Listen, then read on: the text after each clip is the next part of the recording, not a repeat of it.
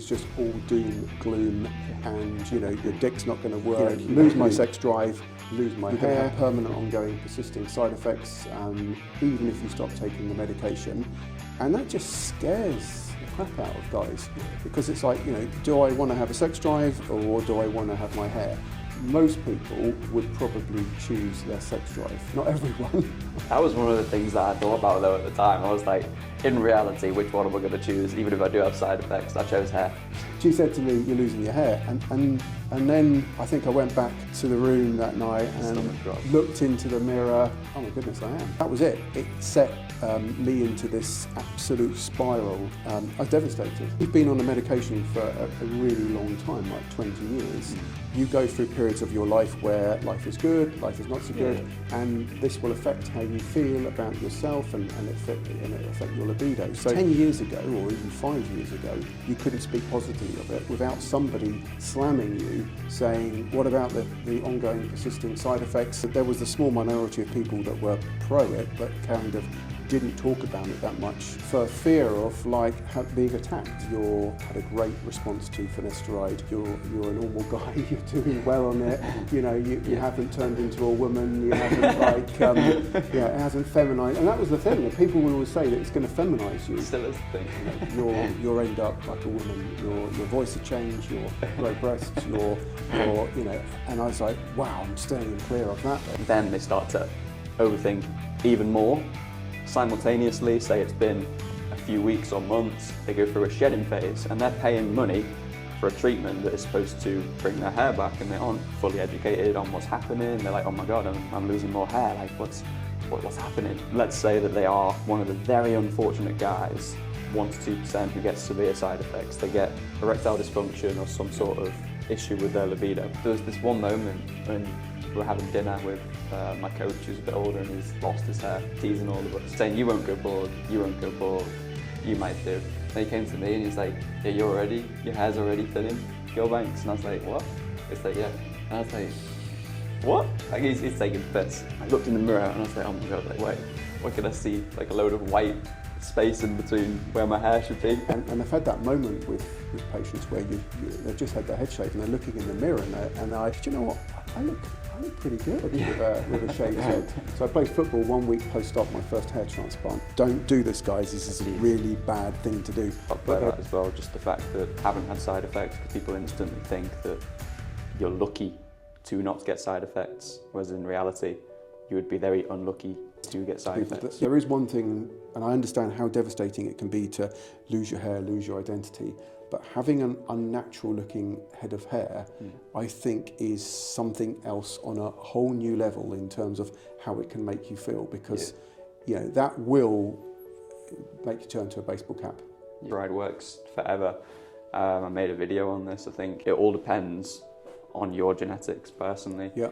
If you're a guy that's just noticing a bit of recession in his mid-30s, then yeah, it's probably going to work forever.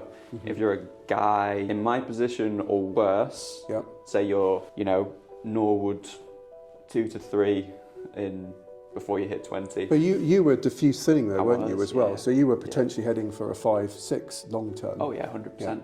Yeah. And I have met guys who've taken it in their 20s and it hasn't held on to their hair. They've continued to lose hair. So it isn't a miracle drug that works for everybody. It's the problem is that people don't look at the studies and people just look on the forums or online now, obviously on social media, and they hear negative, they hear positive, and they get in this kind of like a rabbit in headlights. They just don't know which way to turn because there's this feeling of helplessness when you're losing your hair, and then the answer to that for a lot of people is take Finasteride, but that comes with the worry of the side effects. Hello guys, welcome back to the channel page, wherever you are watching this on. I'm here today with Mr. David Anderson. David, how are we doing? I'm very well, Tom. It's very nice to meet you.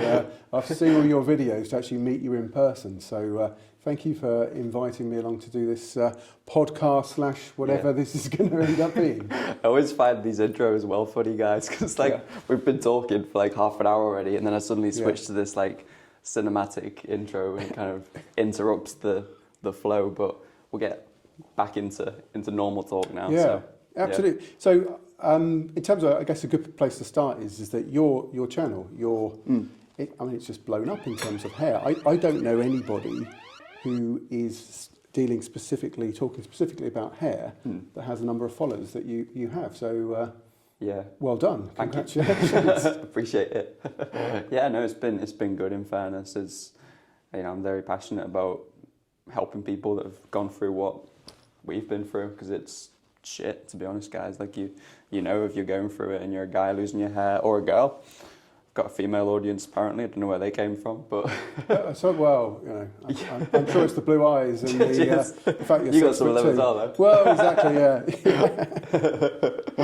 But yeah, no, it sucks, and it's been really nice to share the information that I've been so passionate about learning myself, because it's all free as well. Like all the information, you'd think that you'd have to go through some sort of university course and spend years studying, which I have as well, but it's all on.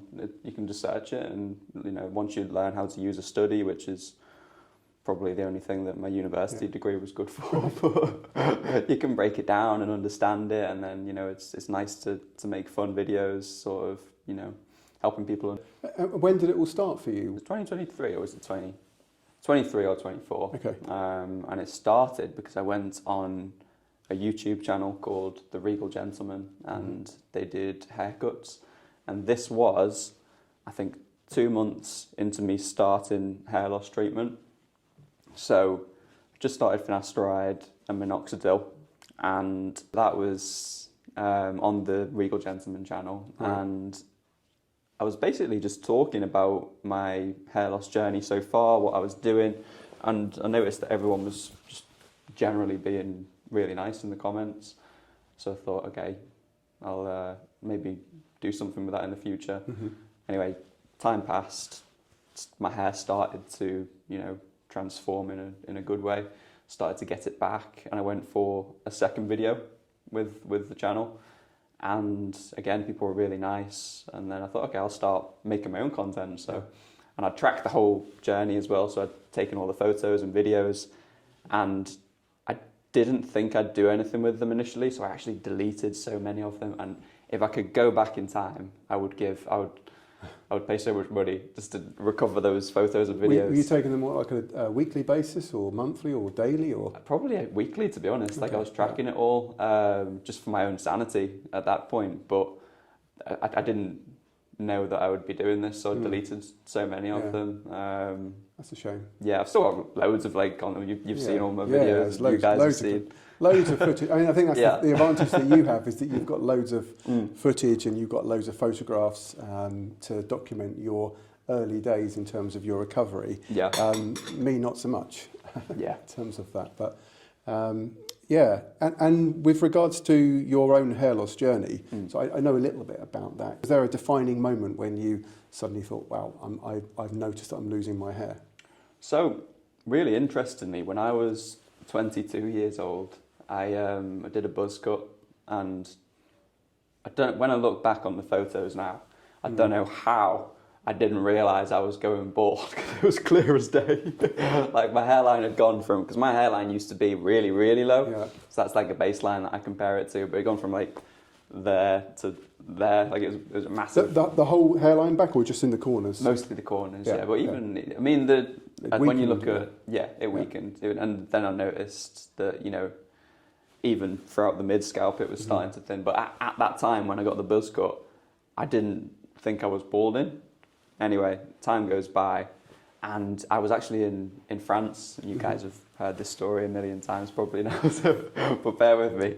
I was in France. Well, I haven't heard it, so yeah, it's new to me. Yeah, so I did athletics with my university team, and we went to Font Romeu for an altitude camp. And there was this one moment when we were having dinner with my coach, who's a bit older, and he's lost his hair, and he's going around the table. He's a funny guy, and he's going around teasing all of us, being like, "You're going to go bald. You won't go." He's saying, "You won't go bald. You won't go bald. You might do." Then he came to me and he was like, "Yeah, your hair's already thinning, Gillbanks." And I was like, "What?" It's like, "Yeah." And I was like, "What?" Like he's taking the piss.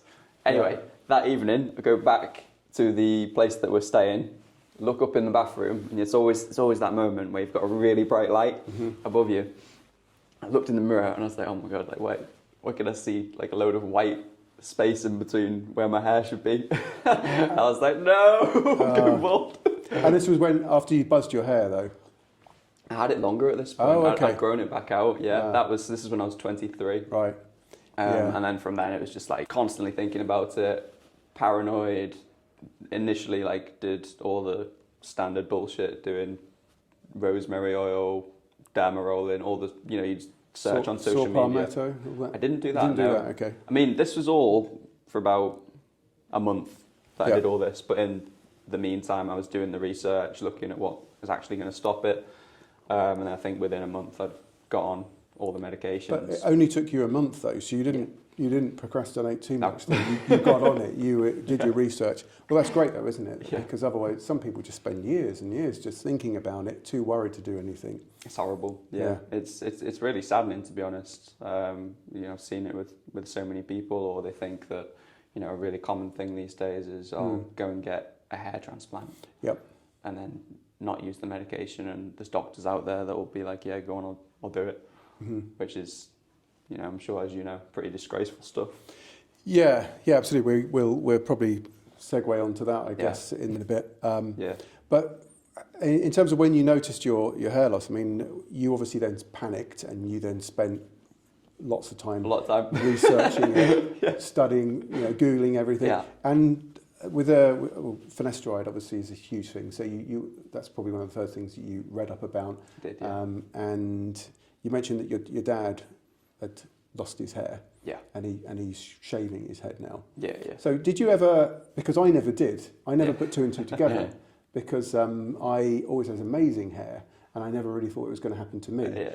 And despite my dad being full of Norwood 6, which just goes to show, because on my mum's side of the family, they've got great heads of hair. And my older brother, had a great head of hair. So, and I had really thick, full hair.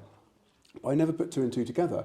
And I remember a conversation years ago when I was really young, bald men are regarded as sexy. And I was like, really? Okay.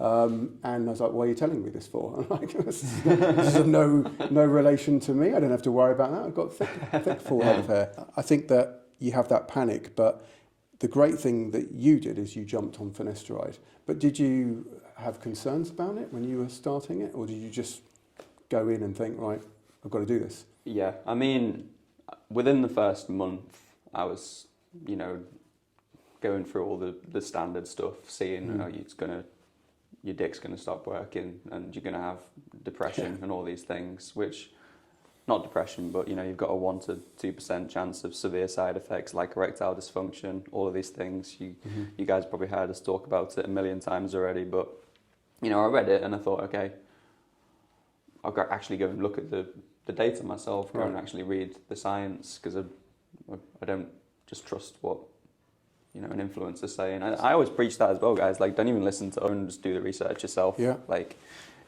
we're just people on the internet.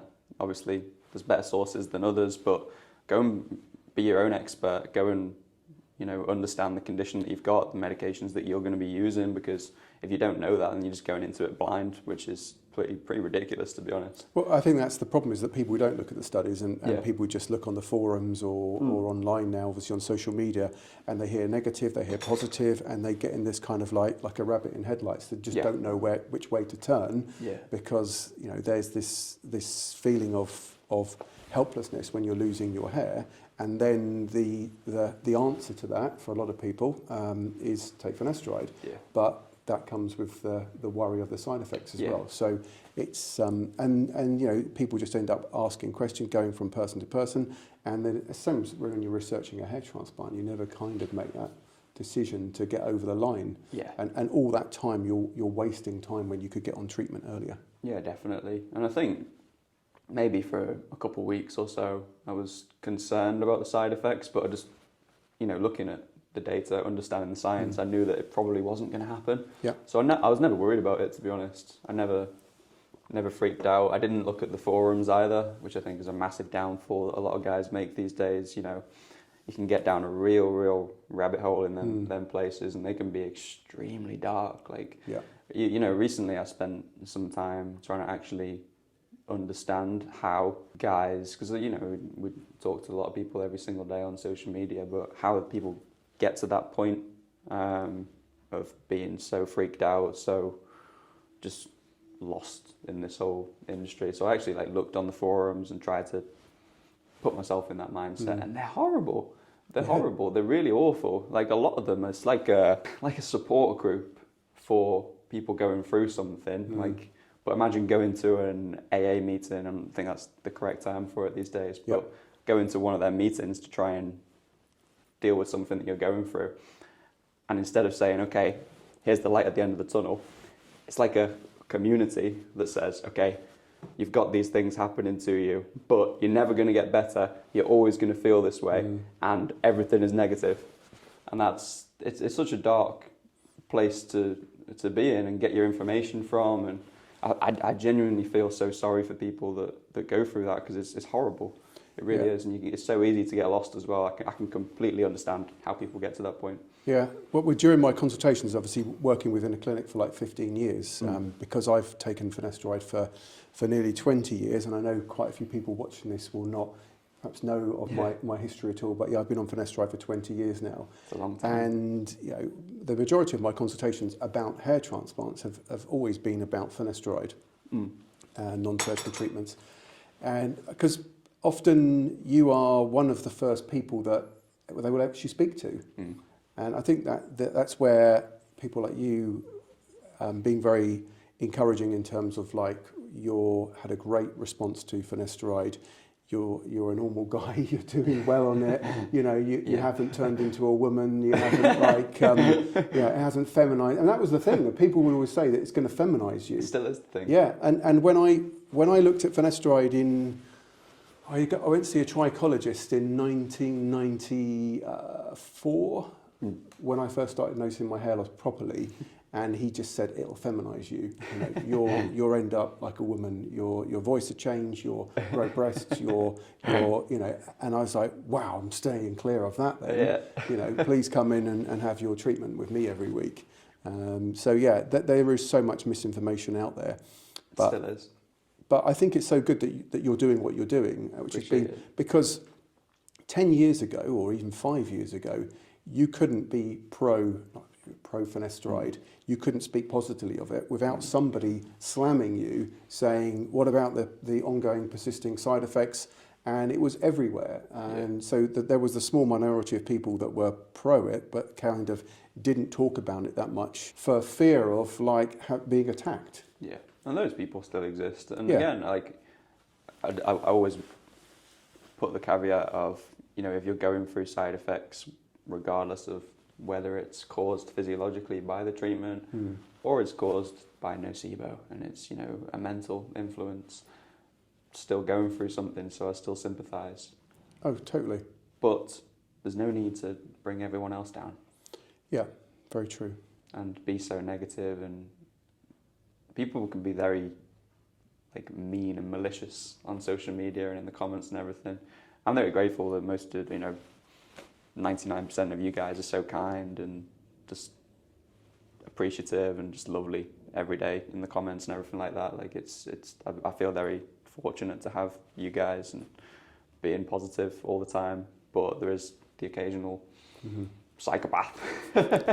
Yeah, they exist, and over the years I've had so many people tell me about different side effects, and people always ask me about, you know, if I experience side effects and so on.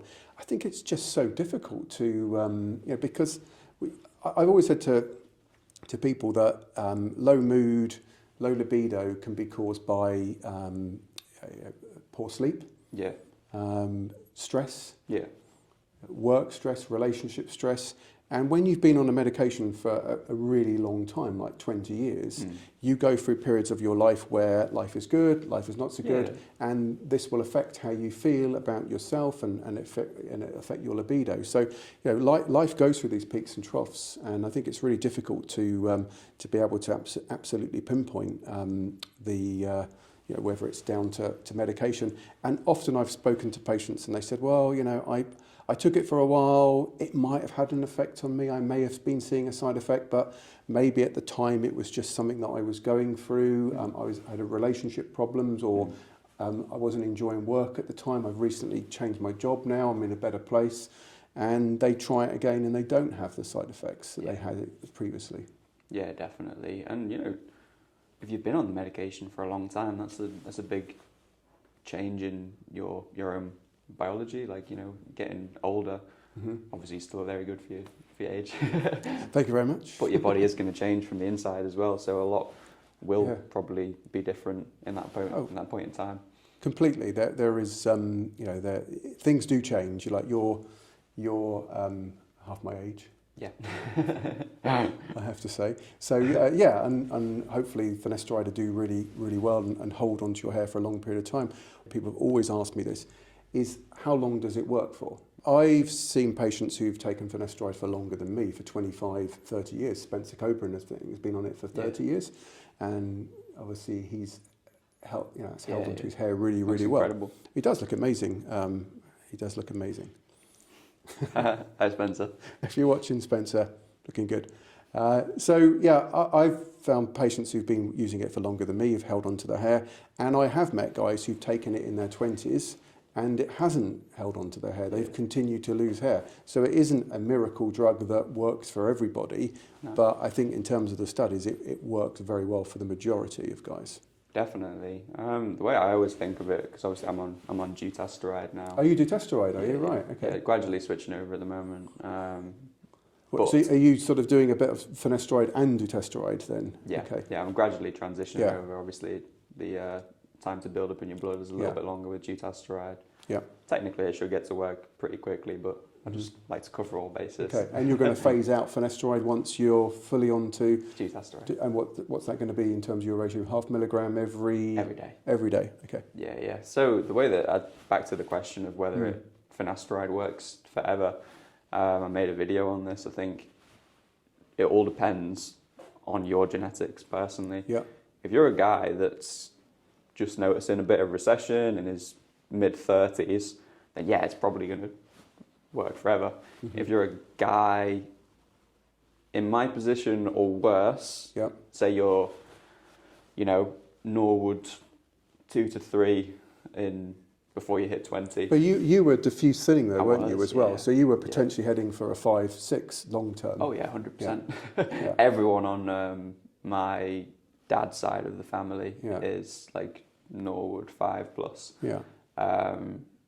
So yeah, looking at my position or people who are losing a lot of hair in their teenage years, might not be enough to hold it off forever because, your androgen receptors are just so sensitive to DHT that, okay, it's going to hold it off. It's going to put it on, slow speed times 20. Yeah.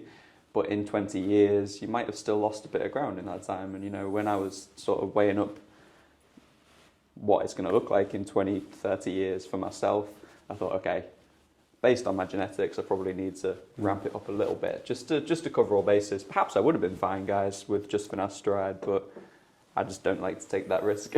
Yeah, no, I think you're right. At your age, with your pattern of loss and your family history and the rate that you were losing your hair, switching to dutasteride is probably a good option for you. I've never tried dutasteride. Yeah. Shock, horror. After 20 years, I've maintained that. But whereas you said that you took a month, to make your decision, your research, I took 12 years before I got on finasteride. So by the time that I'd got on finasteride, I'd lost the majority of my hair, and I'd already had 3 hair transplants. Yeah. No, 4 hair transplants because I had just had my repair. So I've always said to guys in my consultations, it's like, don't do what David did, because David did I did everything completely wrong to start off with, and then I educated myself. It was a different time though as well. Yeah, oh, it was a different time, and that's quite a good, interesting thing to talk about, because I think you guys have got it so good these days in terms of there's people out there like yourself, I think, which is great, who've been really positive and really encouraging about using medication to prevent hair loss.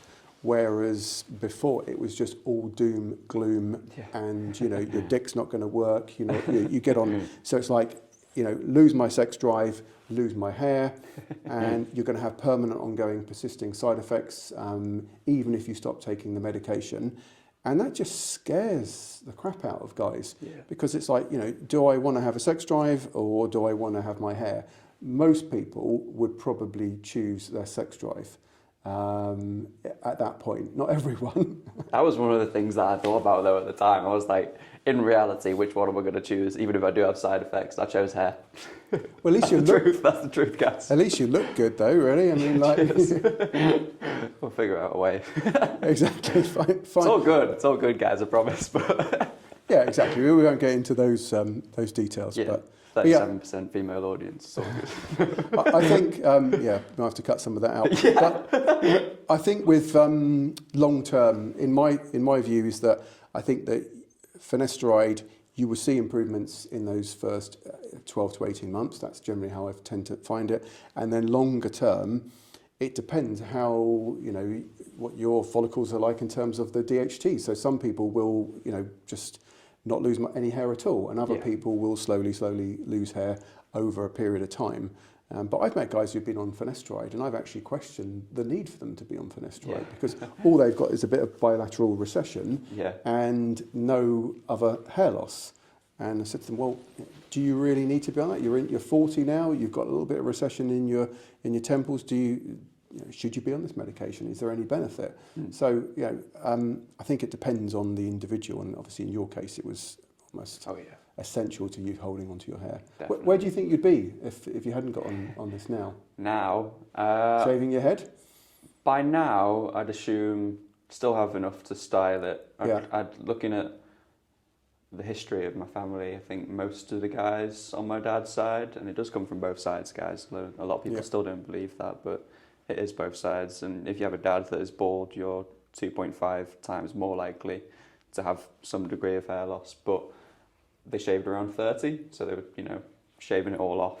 I think my mum and dad got married when it was like early 30s. Okay. And he still, I think it was right after the wedding that he started to shave it. So probably by 30. The stress of getting married. Yeah. But yeah, by 30, I reckon I'd probably be shaving it. Yeah. And so at this point, just coming up 26, you'd be holding on to things. You might be looking at concealer, fibres on a special occasion, that kind of thing. I mean, when I was 23... more often, I guess. Exactly. When I was 23, I was already wearing a hat most of the time to cover up. Because it's such a... you're just in psychological turmoil 24/7 if you're someone like us who cares about the way that you look. When you're losing your hair, it's just brutal. It really is. And I know that a lot of guys, once they do shave it, they become free. And I respect that a lot. I did a podcast with Harry at Bald Cafe, and he has a really good perspective on it. I think it does also help guys grow to a point in life where they wouldn't have reached until later life when they're, been through a lot of experiences already, which, hats off, you pardon the pun. Pun intended. To them, but it's... I think I always say to people, if you're considering a hair transplant, you're worried about your hair loss, then always try shaving your head, because you're always going to shave your head for the surgery itself. Yeah. And I've had that moment with patients where they've just had their head shaved and they're looking in the mirror and I said, you know what, I look pretty good with a shaved head. But often they just believe that they won't look good. Yeah. And it's so much more acceptable to have a shaved head. And I was talking to this with a patient the other day who actually had surgery done when he was 18. And back in the day, shaving your head came with connotations in terms of you're a skinhead. You're racist. Yeah, exactly. Yeah. You're in the 70s and in the early 80s, or you were a villain. And bald men were portrayed as the baddies in films. Yeah.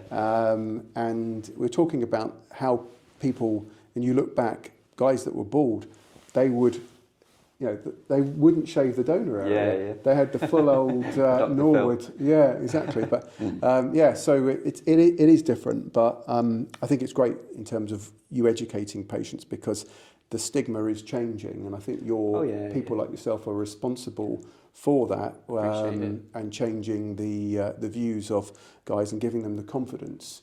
Yeah. Because so many people want to save their hair, but they were so worried about Finasteride and all the doom and gloom on the internet. So hats off to you. Appreciate it. It still exists, definitely. So many people are terrified of it, but I think people are becoming more educated on it, which is amazing.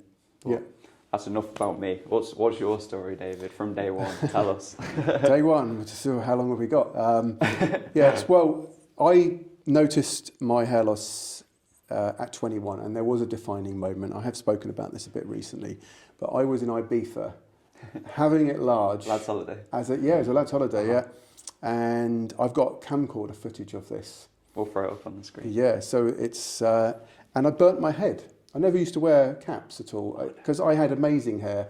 People would always compliment me on my hair. Thank you, but it was pretty epic, and I used to put loads of hairspray in it, have a bit of a quiff, like Morrissey. Okay, that's dating me now. So Elvis, that kind of thing. Yeah. And then on this holiday, I burnt my head, and I was like, what's going on here? My head feels really sore. Oh, no. And I used to put loads of gel in my hair. People don't use gel so much these days, but gelling your hair, slicking it back was kind of like a look in the 90s. And I just noticed it was thin. And it was on that holiday that this girl said to me, "You're losing your hair." Oh no, not the girl. The girl, exactly. So it wasn't exactly a holiday romance. There wasn't a lot of romance involved, but it was. She said to me, "You're losing your hair," and then I think I went back to the room that night and looked into the mirror, and I was like, "Oh my goodness, I am." Yeah. And that was it. It set me into this absolute spiral of. I was devastated because. Change your personality. Yeah, it did, because the hair was always a feature of me, and I think that men don't have a lot of accessories as such. You know, you have your clothes and you have your hair. Yeah. So to lose your hair, you lose your identity, rather than David, great hair. David, the bald guy. The bald guy. Yeah, exactly. And that's how people will refer to you, like the bald guy. And even today as well. Like, sorry to interrupt, but. Being bald and talking about hair loss is one of the only things when it comes to body shaming per se that is still acceptable. Maybe height, but anything else, like if you went to someone that was overweight and you were like, oh, you talked about that in a negative way, you'd be absolutely slated for it. But if you're like, oh, you're a baldy, like it's pretty accepted. Oh, totally. But that's how people refer to it in like a friendship group, or you'd say, oh, David, David, the bald guy. Oh, yeah, I know David, yeah. But you wouldn't ever say, that's the overweight person, or that's the fat guy, or that, it just wouldn't, it just wouldn't happen. But yeah, even back then in the 90s, the attitudes were far different as well. And there was a lot of, I think people are kinder now, because I think we're a little bit more aware of being nicer, although that isn't the case always online. People are a little bit more about being social, about mental health and how it can affect people. But yeah, you're right. Balding is one of those things. And I know that Spencer Coburn always goes on. It's like the last bastion in terms of like. I know he's got a big thing about this where, it seems okay just to call a guy bald. Yeah. Went to go and see somebody locally, and they got me to do all these treatments. I had infrared treatment once a week, and they'd put this cream over my scalp to rub into my scalp. Because I remember I had producing so much sebum oil, my forehead was constantly like greasy all the time. Like seborrheic dermatitis. Yeah. And I didn't know anything about any of this at all. You couldn't research, so you have to go and see someone and trust that person. As well before starting. Did you? Yeah. Actually, a lot of guys do. That's one of the things that I've noticed. People have always said to me about Finasteride. I've noticed that my forehead is a lot drier. Really? Yeah. Yeah. My skin cleared up a lot on initially Finasteride, and then a lot on dutasteride. Right. Okay. In terms of like spots and things, Just I still break out sometimes, obviously. Yeah. But also getting older, so yeah. that helps. But I think it does, obviously, Finasteride in particular shuts down type 1 5-alpha-reductase, Yep. which obviously acts on the sebaceous gland, so it probably is going to help with your skin a little bit. Yeah, I think it would do. But yeah, so I did all these non-surgical treatments for a while, but it wasn't slowing things down. My hair loss was pretty aggressive in a Norwood 6 pattern. Right. And I then I had a referral to a hair transplant doctor. What age was this at? 23. 23, Jesus, it's happened quickly.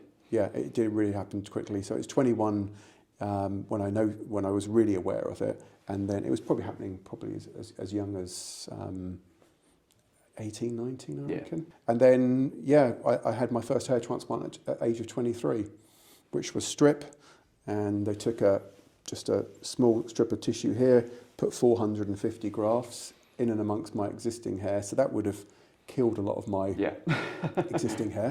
By the way, guys, back then it wasn't these, singular follicle grafts. They were like, imagine a hole punch. It was like probably like that size, right? Yeah. And imagine that just being slapped into your scalp is going to damage everything around it. And they didn't shave your hair at the time as well, so they couldn't even work in amongst existing hair. Didn't even know what they were looking at. No, exactly. Yeah. They just basically made a decision. So they were called mini and micrografts by the time I had them, and they were like 4 to 5 hair, 5 to 6 hair grafts, and they were placed just actually behind my hairline. Thankfully, at the time, I had a really low hairline as a 16-year-old, and by the time I had my surgery at 23, it was probably about this much above, but a couple of centimetres above my existing hairline. Went to just off Harley Street, I had it done, and the doctor spent all of about 3 seconds designing my hairline. He kind of drew it, and it was crooked, so it was always lower on this side, and higher on this side. So it was completely crooked, and he went out the room, and I said to him, "Oh, what's that?" And he went, "Oh, that's your hairline." And I was like, and he passed me over to a nurse that did the whole procedure after that. Oh God! So all he came in was drew the hairline and popped his head in every now and again to see how things were going. Went for lunch. Yeah, he was probably down having a boozy lunch. That's awful. Yeah, and then I was continuing to lose more hair because I didn't stabilise my hair loss. Of course, I went back the next year. I went to a different doctor because I didn't get on with this doctor. Can imagine. So I had a second hair transplant, and that then took a different scar. So I had a really low scar this time. So I had a scar across here and then a lower scar, and that was about 500 grafts. And I remember saying to them, "Can we not do a little bit more?" And he said, "Well, I can maybe do 500 grafts." Same process again, terrible recovery, really, really painful. And then the next year I went back again to do another surgery. So this is 3 surgeries over 3 years. And I was broke, I wasn't earning a lot of money at that time in the sort of mid to late 90s. And so you can imagine your 2 weeks annual leave was spent just convalescing at home, nursing your hair transplant. Surgery recover. Yeah, so I had the 3 transplants, and I was still losing hair. And it got to the point around about 30, I would say, where the hairline, my existing hairline, had crept back, and it was just level with the unnatural hairline. So it's kind of overlapping. Yeah. And I was getting married at that time, and I just remember thinking, I kind of need to get married really quick because otherwise, my photographs, I'm just going to look so pluggy and unnatural. Yeah. That was the story of my first few hair transplants. Damn. And how was that emotionally for you at the time? Oh, it was devastating. Yeah. It was absolutely devastating. I mean, it was all you could think about. Yeah, it was all I could think about. I would do all the classic things where avoidance of started to stop playing football, didn't like going out in the rain. Yeah. I was going to put a hat on. Funny story, actually, this one. You'll like this one. So I played football 1 week post-op, my first hair transplant. Don't do this, guys. This is a really bad thing to do. But there was no post-op instructions. There was no one telling me what to do. So I remember going up for a header. I know. No. Totally random. And it was one of those glancing ones. And it sort of just skidded off the top of my head. And my teammate said, "You've cut your head." I was like, oh no. I was thinking, how has this guy cut his head on it after heading the ball? Yeah, and I obviously lost a couple of grafts there from that header. But yeah, probably not a bad thing really, considering how pluggy they looked in the end. Oh no, that's awful. Yeah, so fast forward a bit of time, lost majority of my existing hair, just had the transplanted hair, and you've possibly seen, I've put those pictures up on my channel. And yeah, I was just left with this unnatural pattern. And in terms of how that made me feel, I think that was worse than losing my hair. I've always said this to people, that there is one thing, and I understand how devastating it can be to lose your hair, lose your identity, but having an unnatural looking head of hair, I think is something else on a whole new level in terms of how it can make you feel, because you know, that will make you turn to a baseball cap. Yeah, because there's, you know, people, even though we'd say it's one of the things that people are allowed to joke about these days, balding is still accepted as something that's normal. Whereas if you have something that instantly draws attention even to what's on your head, then it's pretty distressing. Yeah, well, people would just sort of like, you know, they give you, their eyes would just sort of gaze up to your hairline all the time. And people, and in the job I was doing, I was in sales, and, you know, I'd be talking to somebody, and I'm selling the services of you know, of the company I'm working for, and they're just looking at my hairline. And I remember clearly one incident where that just kept on happening, and it would really bother me. Yeah. And I became, but I became so reclusive. Yeah. And in my personal world, I didn't like meeting new people. I didn't like going to situations where I couldn't put a hat on. So like functions like parties and weddings and so on, where you just can't really wear a hat. Yeah. You know, I didn't want to go. I started making excuses. I'm busy. I'm not well. You know, all those types of things. So yeah, it had a massive effect on my 20s. I wouldn't say it ruined my 20s, but it had a really negative connotation in terms of my hair. It's hard not to. Yeah. It really is. I was quite lucky when I was, going through it. I was still in university and doing a job where I was able to wear a hat, like, you know, pretty much 24/7 if I wanted to. So a lot of people in my personal life didn't even, the ones closest to me did, but a lot of people just around me didn't realise I was losing my hair. Again, I did catch it very early. But, you know, when I was running, things like that, I just wear a cap because it just hides the issue. So, yeah, a lot of people never realised. No, I think that having your hair long, though, does mask things. And often this is when I've sort of, the penny drops is when they shave their head, because suddenly, you know, when your hair's long, it layers and it flows and it can look much thicker. If it's a good haircut. Yeah, if it's a good haircut, and that's the thing. And I've never understood this about people who you know, are worried about their hair, or they have a hair transplant. They, you know, spend like a few quid back in the day just on a haircut, taking it to the local barber. Yeah. You know, invest some money in getting the best type of haircut and products as well. I think that's the fun about getting your hair back is actually that, you know, that you can spend time on products, even styling options. And what an amazing thing! Like, it's what a privilege to be able to go and do something that is thought of as routine, but when it's taken away from you, it's like, I can never do that again at some point. I mean, getting your hair cut is one of those things that over the years people have always said to me that, you know, if you're losing your hair, you hate going to get your hair cut. Yeah. You know, that moment when, if you're thinning in the crown, that moment when they bring round the mirror and you're like, please, I was feeling good about myself, and now you've just ruined my day by showing me my bald crown. Yeah. And I, in the end, I used to say, can you skip the mirror? I'm not interested in seeing the back of my head. And you become, but that's the thing though, you become disinterested about your hair. Yeah. And that was the gutting thing about in my 20s, because, you know, I thought, okay, you know, I'm a relatively all right looking guy, did all right with the opposite sex, and I'd be ready for a night out, and I'd look in the mirror, and then I'd look at my hair. Well, the first thing I'd do actually was look at my hair, and I'd think, ugh. Yeah. And it's more noticeable to you as well, isn't it? Unless you're like pretty far gone. If you just got a little bit of hair loss, then girls probably aren't going to notice it, guys. Like, unless it's like in the depths of balding, like then they might notice it. They won't notice it, but you know, when you're just going through a bit of thinning, a bit of receding, like girls don't tend to notice it as much. No, they don't, and you are far more aware of your own hair loss than anybody else is. Yeah. And because people are busy with their lives, and half the time people are looking at a phone most of the time anyway. So you know, they're not necessarily looking at you. So I think you can get away with it that much easier.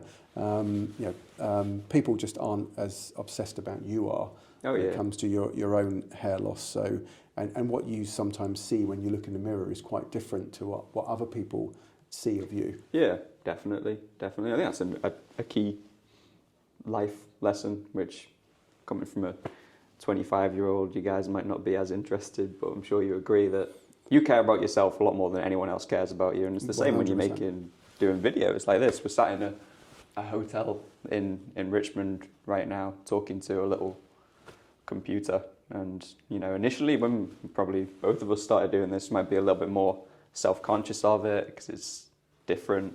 It's not a usual thing to do, but no one actually cares. Like, no. In the grand scheme of things, it's all you. Yeah, totally. And it's interesting. I was going to ask you about this. So you've been doing, how many videos have you done now? A lot. A lot. Probably like over 1,000. Yeah. Wow, over 1,000. Yeah. So how do you rotate your wardrobe? I mean, it's like one of those things. Like I was doing a video and I was like, "Oh, I've worn that now. I can't wear that again." People are going to think I don't actually have that many clothes, you know. Right. So I try and just like put different things together. Like the funny ones is when I don't know if you've seen. I do like some sketches and stuff sometimes. Yeah. Or I'll film a lot of the content all in one day. So I've got, you know, a block of a day of writing, a day of filming, and then mostly editing. But in between filming, sometimes I'll just go to my bedroom, switch out the outfit so the videos look a little bit different. It's quite a challenge though. To be able to not look like you're doing the same video over and again with the same clothes. But maybe I just need to get over that. Because I watched your first ever video. Did you? Yeah, and it was on Instagram and TikTok. On Instagram, yeah. I don't know where did you start with TikTok first of all and then Instagram? I think I just did both at the same time, and then a few months later started on YouTube as well. Yeah, and I think your first video was you weren't actually on camera. I think I was on camera. I probably wasn't speaking though. Okay, right. Yeah, I did a voiceover maybe. Yeah, that was it. Yeah. Yeah. Or was it a montage? I can't remember, but that seems like so long ago now, but it actually wasn't that long ago. No, it wasn't for you at all. Yeah. But yeah, do you have any? I mean, I guess you've got over it now in terms of like talking to camera and doing these things and like meeting people and having conversations with complete strangers that you've seen on the internet. Yeah. Do you mean like how did I feel when I first started? Were you self-conscious about doing it? Do you know what? No, I wasn't self-conscious about posting videos because I was very naive. Yeah. And I thought that everyone was just going to be nice. Right. And initially on social media, I'd get comments of people that would be a little bit more mean, I guess. That never bothered me. What I didn't anticipate happening was people in my personal life.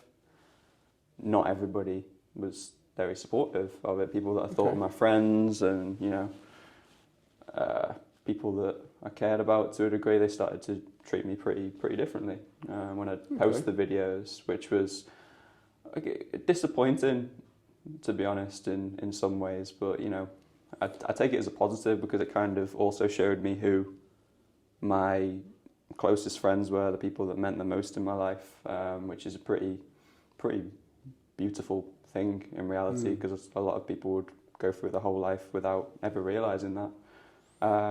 So that's probably the biggest thing when I started posting because, you know, I'm saying this like I'm some sort of hotshot or something. There's plenty of people bigger than me, but like, you know, it's that was surprising to me. But I never cared about people on the actual internet and stuff and how they perceive me. I was naive though. But in terms of like the friends and so on, maybe they just didn't understand it because they didn't understand hair loss, and they probably looked at you and thought, well, good head hair, why are you worrying? That's often what people will think. But yeah, you do get to understand as to who your true friends are. Yeah. And I think as you get older, that your circle of friends becomes so much smaller. You only need a few friends. You only need a few very close friends. That's all that matters, really. You don't need tons and tons of friends, I don't believe. Maybe I'm wrong, but I truly believe that.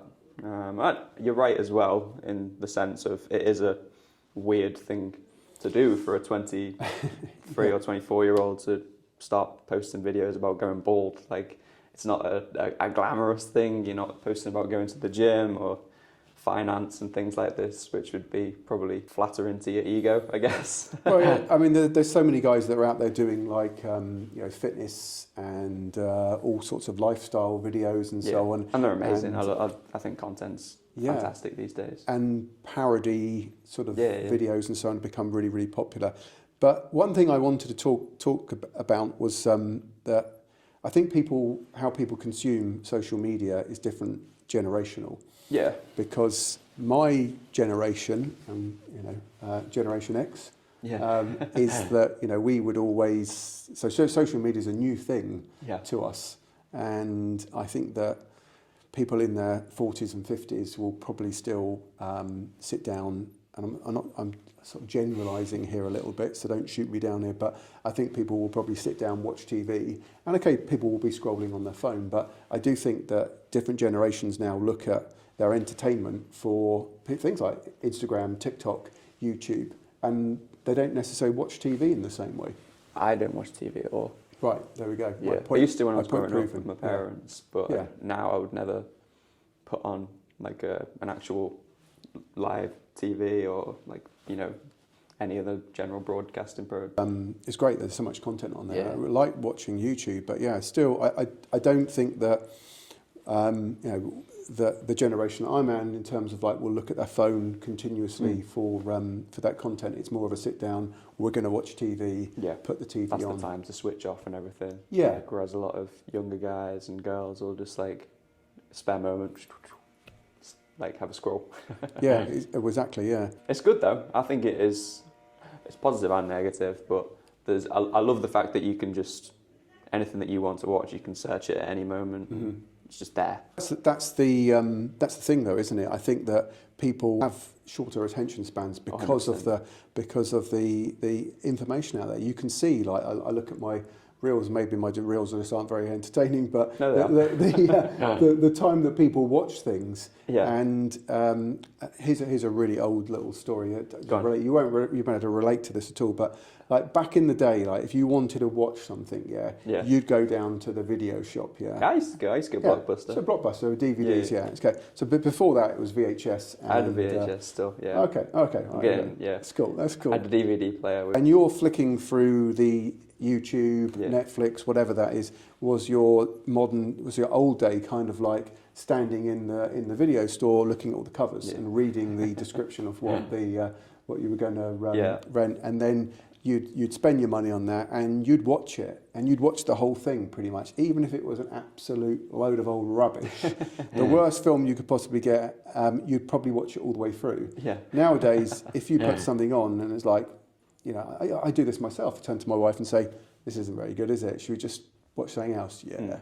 That's a good thing, though, I think. Because at least then you don't waste those moments that you'll never get back. Totally, yeah, we do. You waste so much time watching stuff, and often even before then, you'd people wouldn't even get up and turn their TV over because you didn't have remote controls. You'd have to get up off your backside, I remember that, actually, press the button on your TV, and then come back. Anyway, I'm sounding really old here, so I was about 3 when this is your young channel here. So now there's I think my audience, I think most of them are 24 to 35, I think, and then we've got some of the younger guys as well.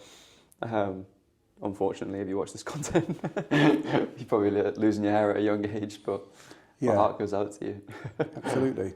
But so you've been on Finasteride for 20 years. Yep. How's that been? So I was really nervous about taking Finasteride, and I knew about finasteride way before I started to take it, but I was put off it because of all the worrying of the side effects.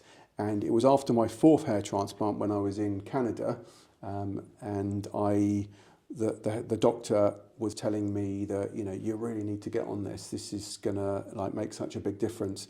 And I was also trying for family at the time as well, so that was a bit of a difficult one. There's a bit of a grey area around, you know, people stopping, and I know lots of people who've fathered children whilst taking finasteride, and there's a big shift in terms of people continuing to use it all the way through trying.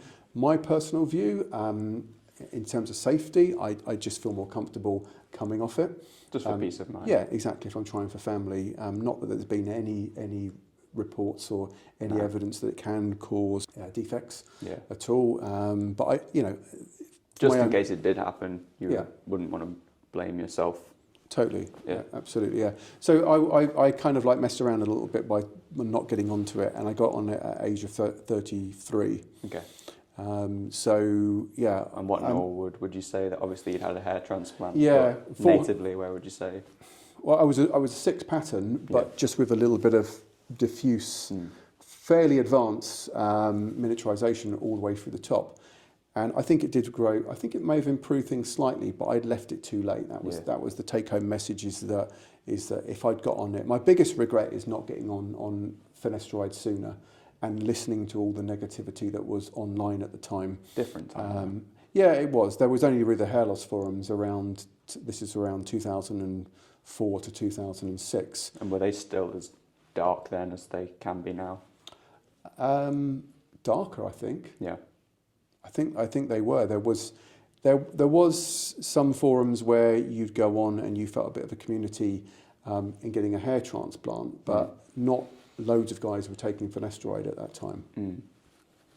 But for me, it's been great, you know, and I've been on it for 20 years nearly, and I don't think I've had any side effects. We've discussed the fact that body changes when you get older, energy levels reduce, you know, your mood can be affected depending on things that go through your life. So, you know, people are going to be shocked by that as well, just the fact that you haven't had side effects, because people instantly think that you're lucky to not get side effects, whereas in reality you would be very unlucky to get side effects. Yeah, definitely. And I've consulted for 15 years with patients. I've spoken to thousands of guys who've been worried about it, and side effects do exist. 100%, genuinely, you cannot discount them.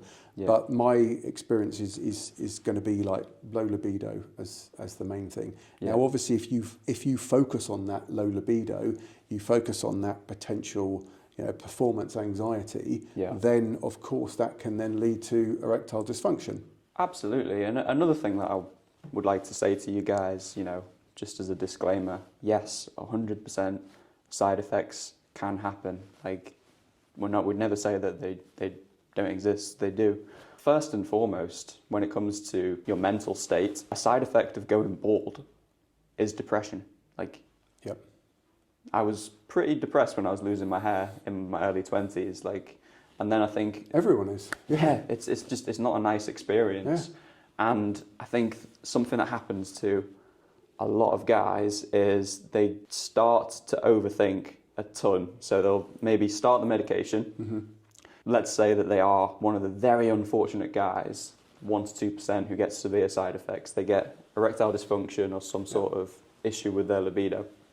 Then they start to overthink even more. Simultaneously, say it's been a few weeks or months, they go through a shedding phase, and they're paying money for a treatment that is supposed to bring their hair back, and they aren't fully educated on what's happening. They're like, oh my God, I'm losing more hair. Like, what's happening?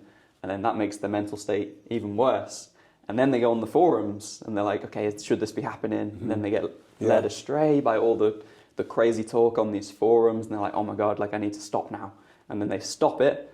The shedding gets even worse. Obviously, it's not going to have made your hair worse than it would have been anyway, but because they've stopped the medication, they're then in a worse place for that brief period, and then they carry on losing their hair, and it leaves them in a worse frame of mind. And that's where I think a lot of the paranoia and misinformation comes from is those guys who my heart does go out to 100%. Totally. Like it's a shitty situation, but I think that's where a lot of the spirals and the snowball effect comes from on these forums, social media, all of these things, and lawsuits, which is a whole different topic. Yeah, absolutely. We won't go there. We'll keep it light.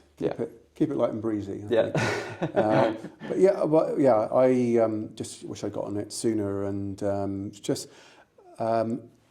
I can think of two patients that over the years, in particular, that came in for consultations with me, and they were in their early 20s at the time, and they were worried about the hair loss, and we discussed finasteride. But when they came in for that first initial consultation, you could see that their personality had been affected, like eye contact, the mood, the general way that they carried themselves, and so on. And they were quite depressed, and because of hair loss in your early 20s, or in your hair loss at any time sucks anyway. I've done consultations with patients in their 70s. So you do care about your hair when you get older. Yes, it does reduce because your peer group is also losing their hair. But when you're in your early 20s and you're losing your hair, you look around at everyone else, and you look for comfort in your colleagues and your friends, and you're thinking, okay, he's losing his hair now. It's not just me. At least I'm not the only one. But if you are the only one who's losing your hair in your friendship group, it's really, really tough. And everyone else has got amazing hair, and they can pull off all these different hairstyles, and you're looking at their hair with envy, and then you have this kind of like obsession where everywhere you go, you're checking out guys' hairlines all the time. You're checking out their hair. You stop looking at the opposite sex and you start looking at guys' hairlines. It's true. And I think you're 100% right in terms of no matter what age you are, you still care about it, because everyone wants to look the best that they can look, which is another rabbit hole that will not go down too deeply, and a big issue, I guess, an issue at the moment. But you're right, everyone cares about hair no matter what age you are. Like right before this, I was in the bathroom in the hotel that we're filming at, and me and a guy who's probably in his 60s were both sorting out our hair in the mirror to make sure that we look good. So you're always going to care, probably. Yeah, you definitely will. You definitely will care. But so I was talking about the guys that came in for the consultations, and they went off from finasteride. About 9 months later, they came in for a follow-up appointment, and they were like two different people.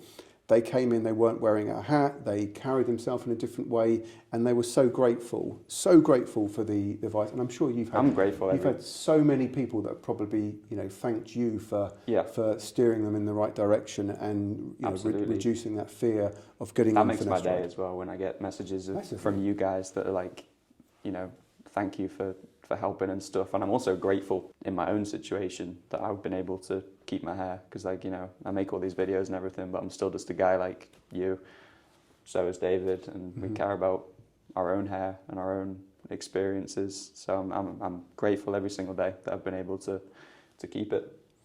And what happens in the future if if dutasteride stops working, minoxidil stops working as well, and then you start to see hair loss? I'm hoping it won't. What have you thought that through in terms of what you might do? I mean, my absolute last resort would be to get a hair transplant. I'm hoping I never need one.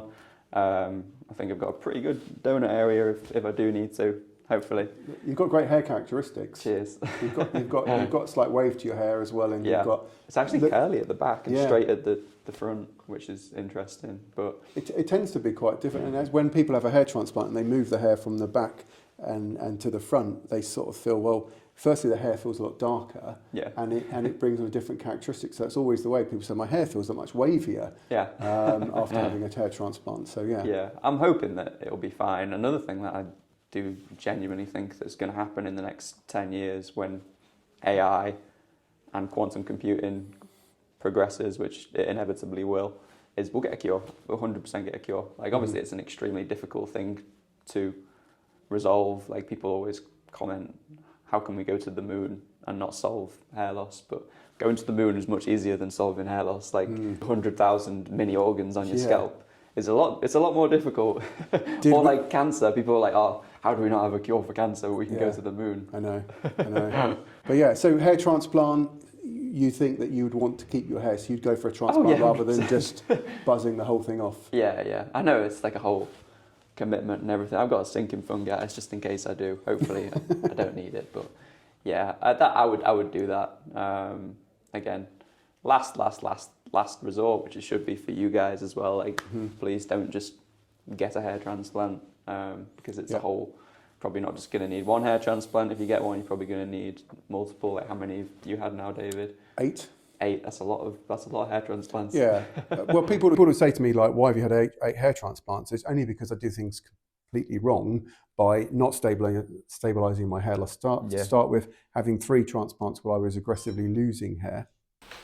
I don't know. Basically, the batteries just ran out, guys, so we've lost our train of thought, but carrying on. We will get back around to it. And that's not brain fog, by the way, that we're suffering from. No. We've got brain fog. It's over. So what's one of the most common things that people will tell you in terms of side effects if we're talking about finasteride? I would say that they were surprised that they didn't get side effects, or they initially got side effects, but then they either carried on or lowered the dose a little bit and they went away. I think most of all, people are just surprised that they didn't get side effects on it. Yeah. And again, another thing I want to put out there to you guys is we're not telling you to take these medications. Like, go and talk to your doctor, medical professional, do your own research and decide if it's right for you. We're not like saying you should do this or you shouldn't do this. Like, that's your own decision with your doctor. But in reality, side effects are pretty rare. Like, they're extremely rare. And I do think there's a spectrum to it as well. Whereas, some guys are going to get severe side effects, and I do wholeheartedly believe that is 1 to 2% of people. Yeah. But I do also think there's people who get mild side effects that they might not even notice that they have, which might be something like 20 to 30% perhaps. But it's something that they're able to manage, and it's just a mitigating factor, and you just have to deal with it if you want to keep your hair. In some cases, I think that's a very good point, because I think that there are the very minor side effects that people just live with. Well, they don't notice. Yeah, they don't even really know that they're actually having those side effects. So, but they can still live a perfectly normal life. Exactly. And again, this is probably also fairly rare. Like, most guys aren't going to go through this. They're going to be perfectly normal and not notice any difference whatsoever. A lot of people, they're convinced that I have side effects and I'm hiding it.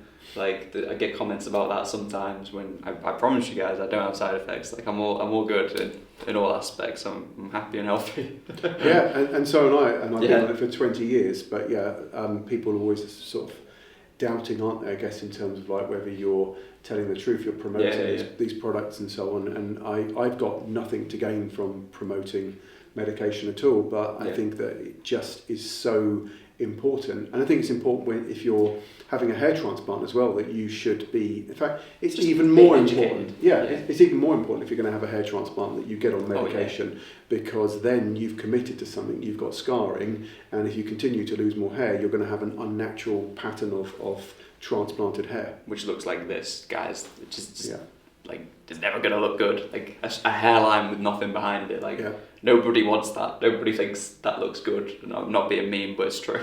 Yeah, I can think of one person naturally who had that again, and really? I'm going to show my age again on this now. There's a French footballer called Zinedine Zidane. Oh yeah. Yeah, and he had a little bit of a funny sort of like frontal tuft, but some people retain that isolated frontal forelock, which is more of a circular area. It's in my genetics. Yeah, keeps that. But he had a sort of a strong, an unusual pattern. But everyone loses their hair in a different way, and that's the thing. Some people keep a hairline and just thin. Other people recede, get a bald spot. And only time is going to tell that, which is why it is so important to be on medication, because the only way to find out how far you're going to go is to go bald.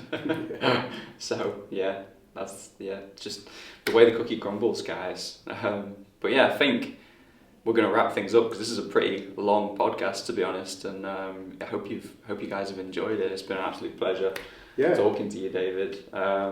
Guys, comment any questions below. Let us know anything else you want us to cover, I'm sure we could run another one or something. Yeah, definitely. Happy to answer any questions about finasteride, about hair transplants at all. If people want to follow my my channel, I don't know if this is going to go out as a collaboration, but as I say, so you'll be able to see that. But yeah, happy to help. Yeah, no, it was a pleasure, Dave. Yeah. Really nice to meet you. We'll do it again. You too. Right. Bye-bye, guys.